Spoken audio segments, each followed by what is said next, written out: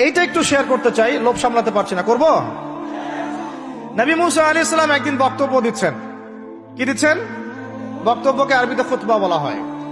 তো একজন দাঁড়িয়ে বললেন, বনু ইসরাইলদের একজন, হে ইয়া মুসা, আপনি তো চমৎকার একটা বক্তব্য দিয়েছেন, আপনার চেয়ে কোনো জ্ঞানী মানুষ কি পৃথিবীতে এখন আছে?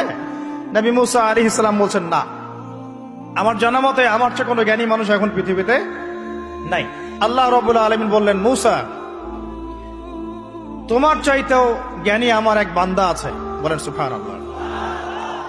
নবী মুসা আলাইহিস সালাম যখনই শুনতে পারলেন যে আমার চেয়েও জ্ঞানী একজন বান্দা আছেন, তিনি বললেন যে আমি তার সাথে দেখা করতে চাই, আমি তার সাথে দেখা করতে চাই। যুবকরা শোনেন, জ্ঞানী মানুষের সন্ধান পাওয়ার পরে নবী মুসা নবী হয়েও দূর দূরান্ত সফর করেছেন ওই জ্ঞানী মানুষের সাথে সাক্ষাৎ করার জন্য।